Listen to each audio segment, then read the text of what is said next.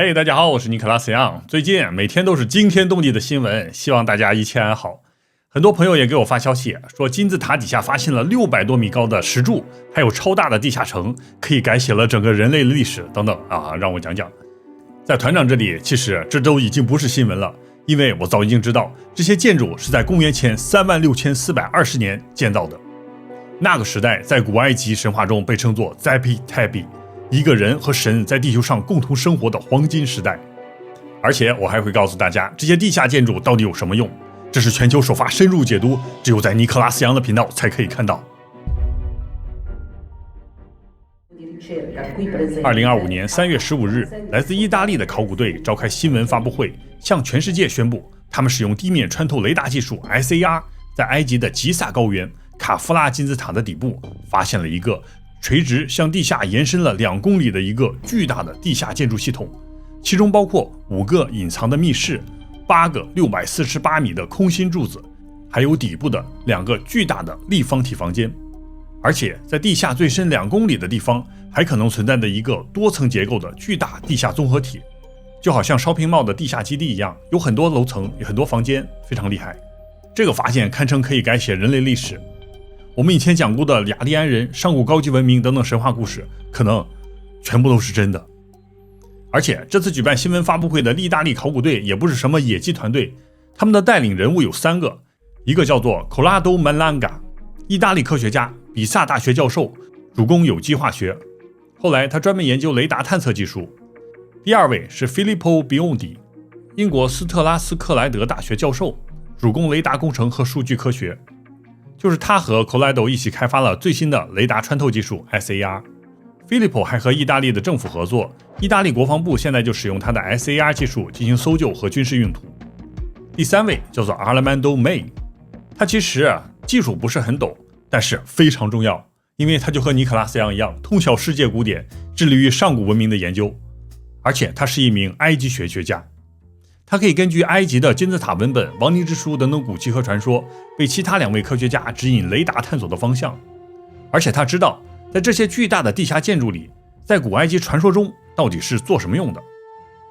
这个新闻发布出来，有很多人提出疑问，说这个发现的到底是真的假的。其实在这新闻发布之后，考古团队的3位主力都分别接受了主要媒体的采访，我也研究了一下他们采访中的表现，可以说是对答如流。而且他们对 SAR 雷达的细节、如何处理数据等等技术方面，他们解释的非常详细，没有那种瞎唬烂、瞎忽悠的情况出现，整个逻辑链条非常完整，所以我个人认为他们的研究结果可信性非常大。所以我们一会儿根据古埃及文本记载的这些传说，真正研究一下这些地下建筑到底是做什么的。我们先看一下地下建筑发现的地点，叫做卡夫拉金字塔。卡夫拉金字塔是吉萨金字塔群中的中间的一个，被认为是建造于公元前2550年。这里面有一个非常重要的细节，就是卡夫拉金字塔的正东面，这里仿佛是有一条隧道一直延伸到这边，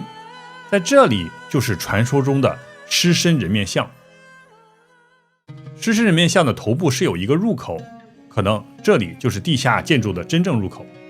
实际上金字塔在一开始都是封闭的，没有任何入口，后面这些口都是被打开的，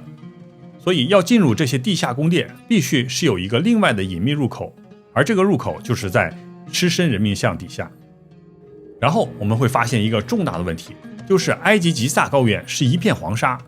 那为什么巨大的吉萨金字塔可以在黄沙中伫立1000年不倒？吉萨最大的就是胡夫金字塔，它一座就有230万块巨石组成，总重量570万吨，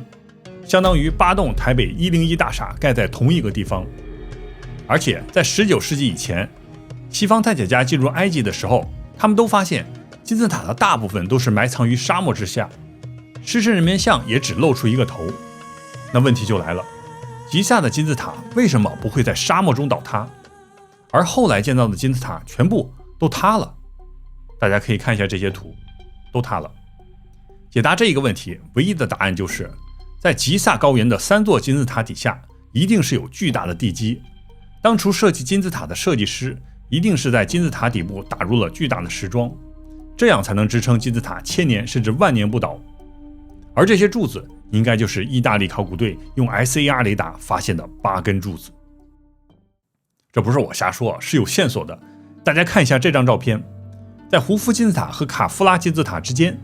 出现了巨大的地基板块，每块地基都是巨大的正方形石块。这里有一个细节，就是这些地基全部都有水侵蚀的洞，这说明金字塔曾经非常久远的时候曾经被海水淹没。我在古埃及末日中就讲到，吉萨金字塔的巨石上实际上是布满了圆形的贝壳化石，而这些生物都是已经灭绝的单细胞生物，一个有这么大啊，非常大。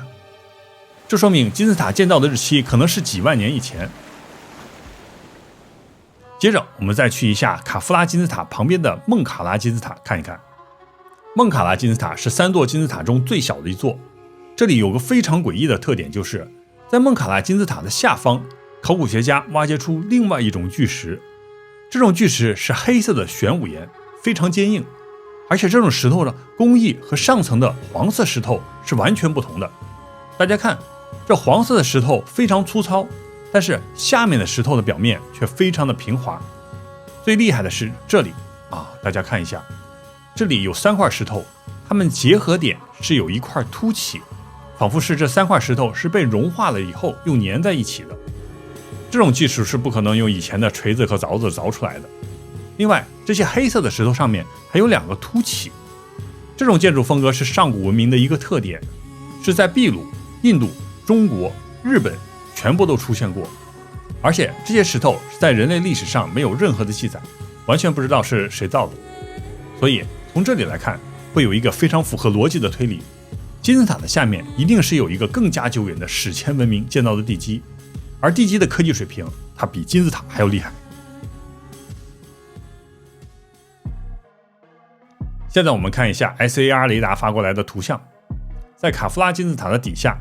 首先第一层是由5个房间构成的密室，每个密室里都有非常大的巨石堆叠而成。这5个密室的样子就和胡夫金字塔的国王密室一样，一共有5个。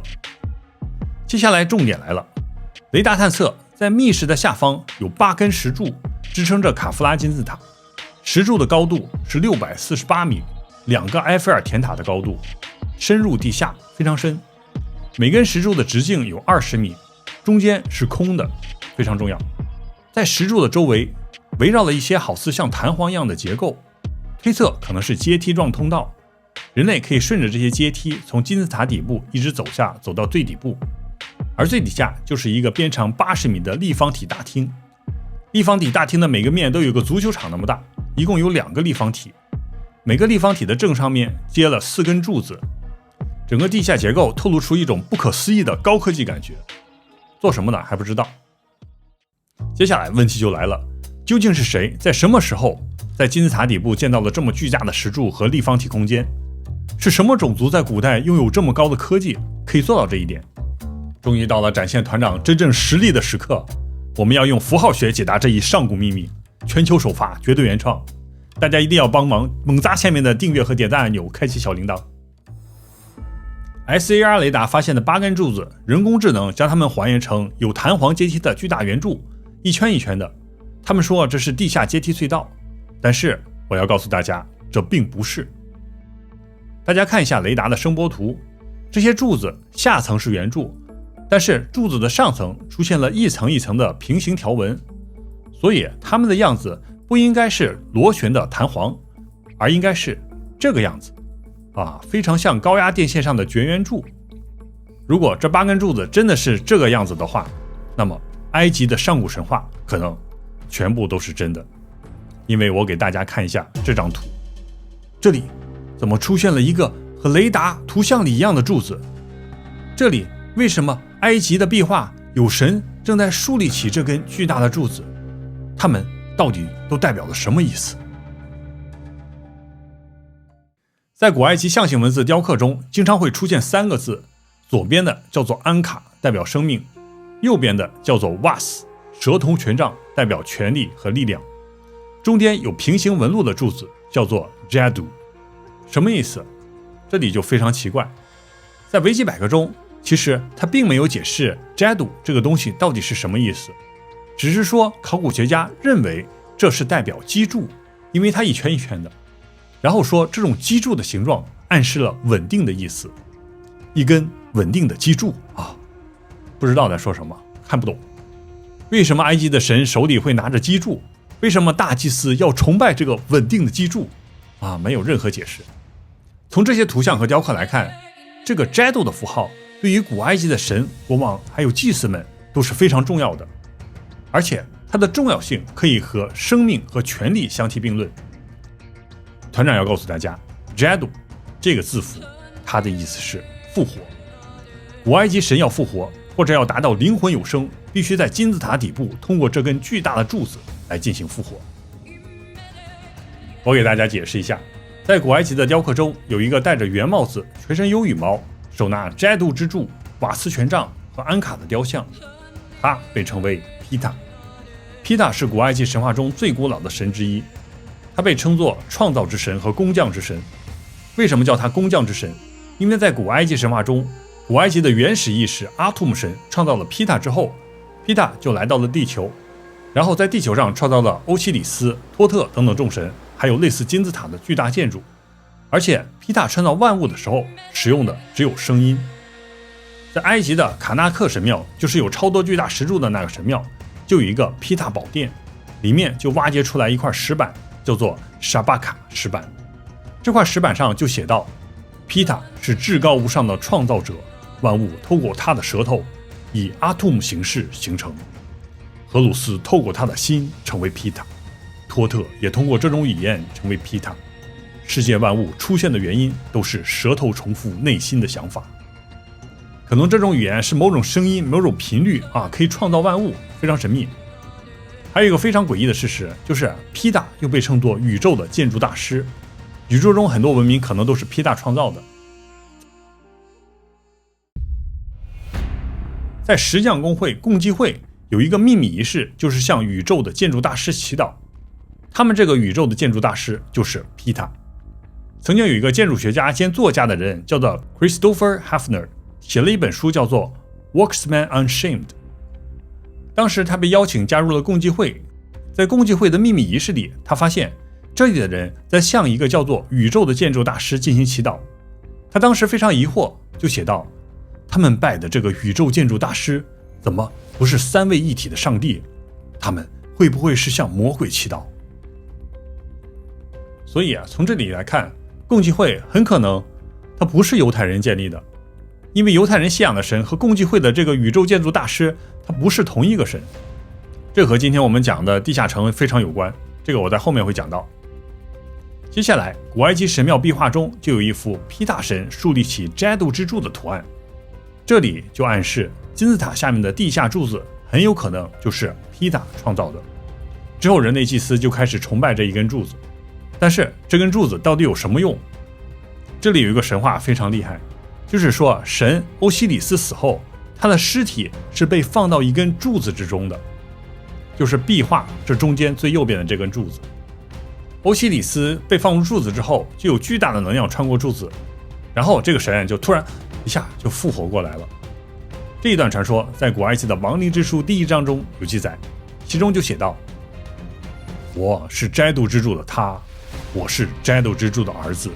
我在斋度之中受孕，我出生于斋度之中。所以这个柱子应该是一个非常厉害的容器。在亡灵之书还有金字塔文本一些古籍中， Ptah、Jadu 还有金字塔这3个词是通用的，基本上是一个词。另外亡灵之书其实不叫亡灵之书，它的原名叫做 Lunu Pelet M Helu， 意思是进入光中。然后这里还有一个非常巧合的事情，就是古埃及人是相信轮回的，他们认为轮回一次的时间是3000年，就是如果一个人在2025年死了，他的灵魂会在3000年后5025年后重生。而佛教也是相信轮回的，佛教里最著名的一句话，南无阿弥陀佛，梵语见作 Namo Amidabha， 意思是皈依无限的光，都是进入光中，这都是有联系的。所以根据这些神话推测，很有可能金字塔底下的这些巨大结构就是古埃及神欧西里斯这种的，他们把自己的躯体放入斋度之众的最底部巨大的立方体大厅中，然后在某个时间点，宇宙之外会有一束光射入金字塔的顶部，之后光会顺着金字塔的密道进入斋斗之柱中，之后经过某种处理之后，这束光会射入立方体大厅，在大厅的中央可能摆放着一部放着神躯体的神坛，当光进入这个神坛之中之后，神欧西里斯就会再次复活。这个不是我瞎说的，在很多宗教经典中都有这么写。记载释迦牟尼诞生的大庄严经中就写道，释迦牟尼的前世在宇宙是一个菩萨，叫做萨巴塔凯图净床，在净床涅槃的时候会发出巨大的光，然后这束光穿过宇宙进入地球，射入摩耶夫人的子宫之中，叫做白象入胎。当时释迦牟尼的弟子阿难就问，世尊，你讲的这些事情真的已经超越我的理解了，我是听不懂啊。于是释迦牟尼就问，那你想不想看一下我在母亲胎中所喜悦的宝塔？于是世尊就一个意念召唤一个天人，刷一下就来了。这个天人就拿出一个模型这个模型底部是一个正方形的金字塔的形状，然后往上尖尖的。这个金字塔里面也有2个房间，每个房间可以装一个6个月大的胎儿。当时释迦牟尼就说这个宝塔曾经就在我母亲摩耶夫人的腹中。这集大家可以点右上角看一下，和我今天讲的故事非常相似。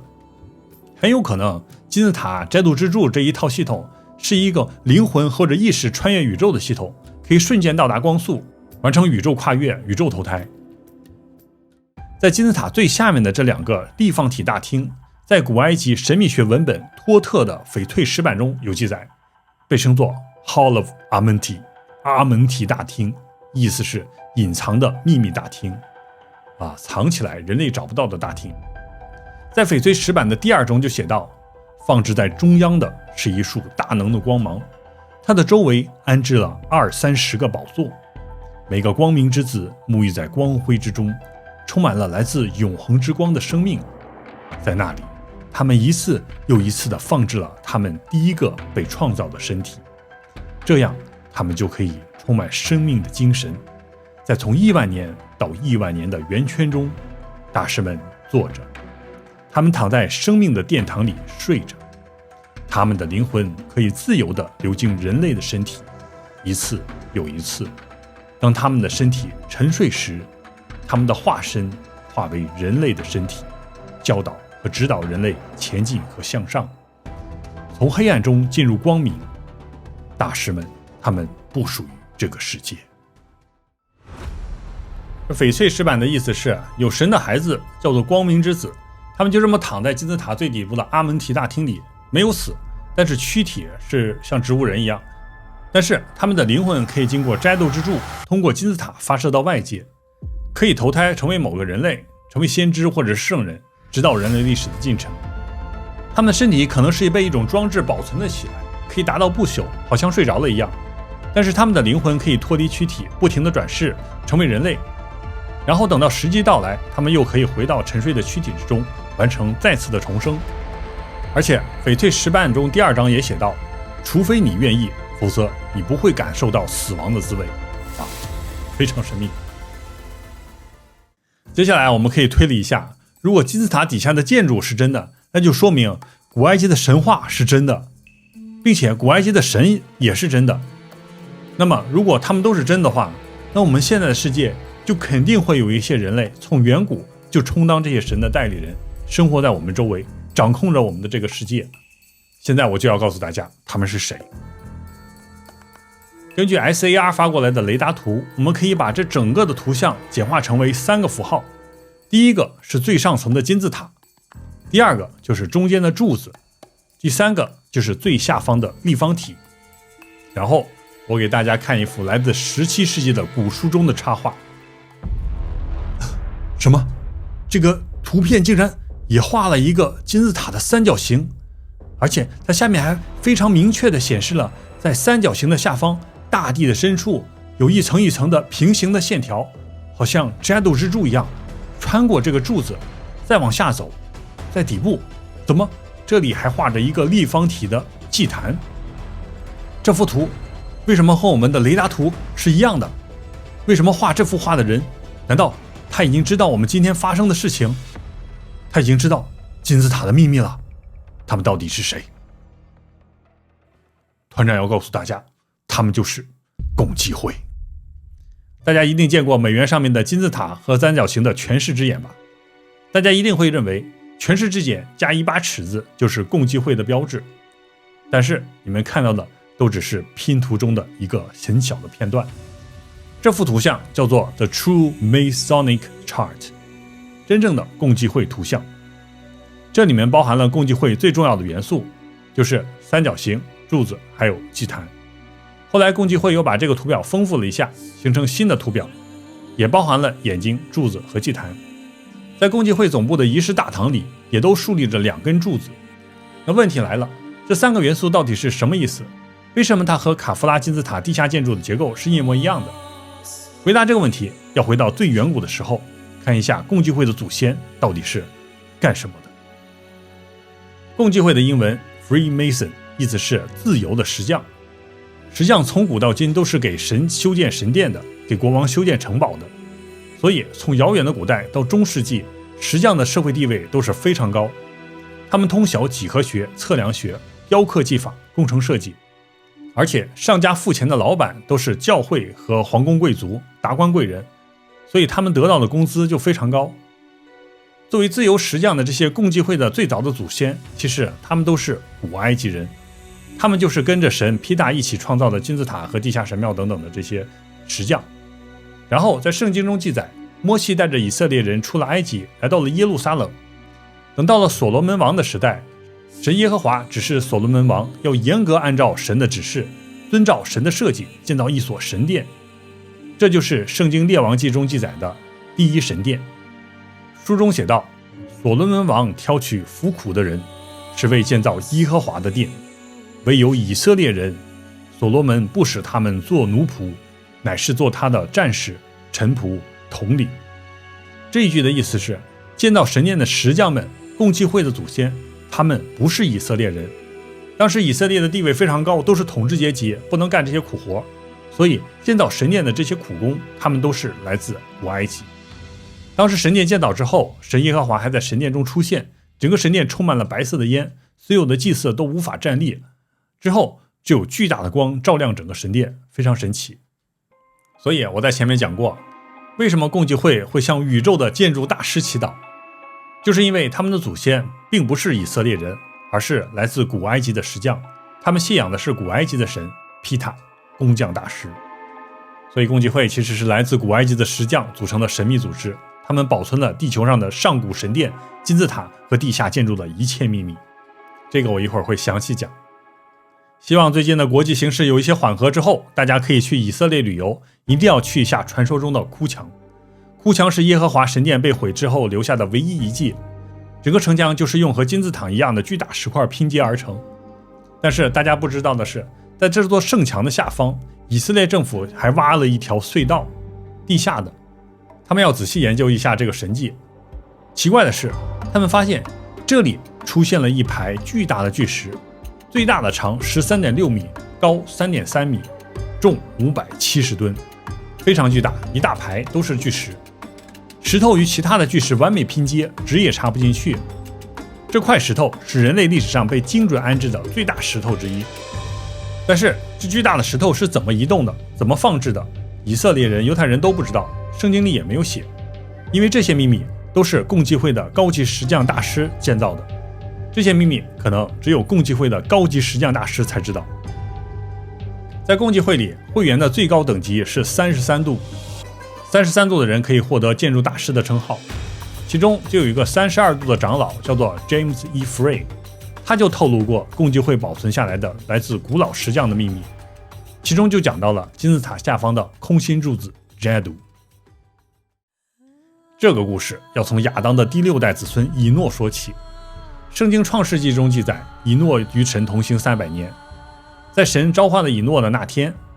以诺在夜里突然就做了一个梦，在梦里他看到自己一下漂浮在空中，然后云中就出现了光，有声音从光中传出，说道：以诺，你渴望知道我真正的名字吗？起来跟从我，你应当学习它。然后以诺就在梦里唰一下就被带到了天上。以诺这时候看到有光从云彩中出现，这光中出现了一些神秘的符号，他看也看不懂，这些符号是任何人都禁止说出的发音神的名字。之后以诺就看着光唰的一下像流星一下往地上飞，以诺就赶紧跟着这个光束一下降到地面上。到了地上一看啊，原来这是一座山，以诺就站在山顶上。突然他一下就陷入了山顶，掉入了一个巨大的空洞之中，一直向下坠落。他感觉自己不断的穿过一层一层的空间，仿佛穿过了9层，之后再在最底层的一个大厅里降落。他抬头一看，看到整个大厅里有个圆弧形的拱顶，在拱顶的下方有一个方形的祭坛，在那上面放着有一个金字塔形状的物体，闪闪发光。而在这个小金字塔上面刻着那个神秘的不可言喻的名字，神真正的名字谁都不能说出。然后突然这个金字塔光芒四射，以诺一下就醒了。醒了之后以诺四顾看一下非常害怕，就赶紧蜷缩在房间里。这个时候神的声音就又出现了，说我要用洪水淹没整个世界，将那些藏有邪恶灵的生物全部都灭掉。之后以诺一惊原来我的梦都是真的，我必须找到这个神的秘密，我才能活下去。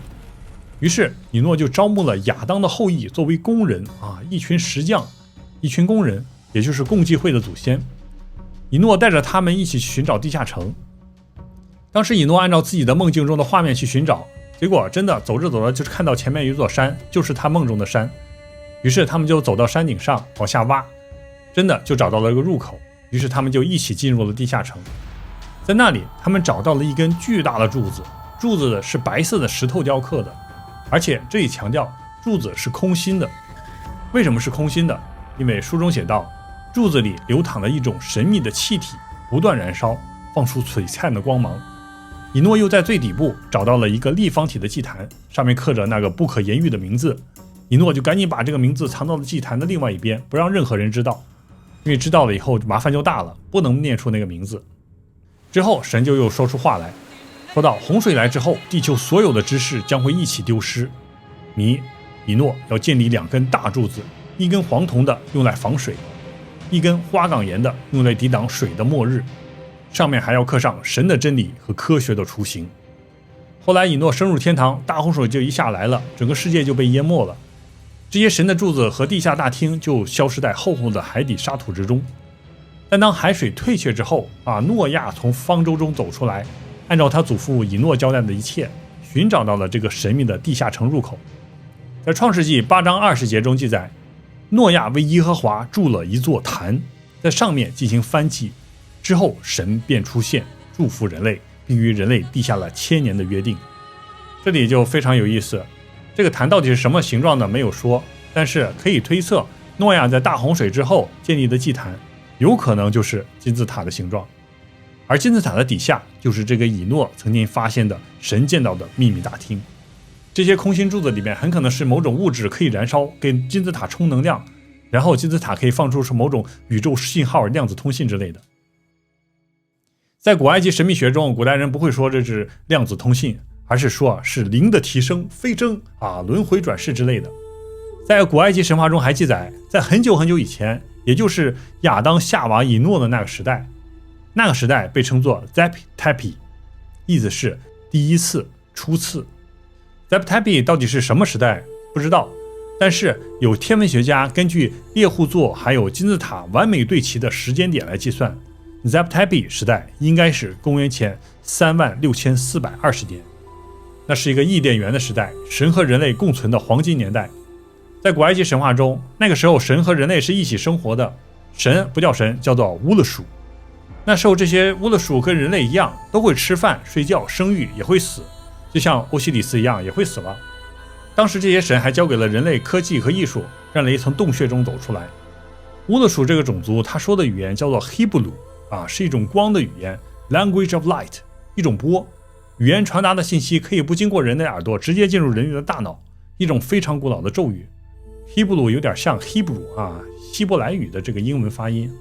所以如果真的未来的某一天可以挖掘出金字塔底下的这个秘密，说不定人类真的可以坐在金字塔底下的某个高科技宝座上，刷了一下把这个意识直接送入到宇宙里，然后进入神族的星系。当神族接到人类的信号的时候，他们可能会说欢迎人类，你们总算找到我们了，欢迎加入宇宙联盟。但是也有可能有另外一个神族一下又拦截了你的信号，觉得人类是个威胁，马上派舰队把我们给灭了。这个金字塔底下的故事还有很多记载，比如希罗多德写的历史，还有南美金字塔的传说，它们都是有联系的，都很多相似之处，我以后再讲。传说在南美金字塔底下也有一个城，叫做阿卡口地下城，纳粹德国曾经找到过，里面存放着建筑大师的躯体。这一集我讲过，大家可以看一下。好了，今天的节目就到此为止了，请大家多多帮忙点赞订阅，帮团长的频道快速成长，让我有更多动力给大家做更多精彩的故事。感谢大家，我们下期再见。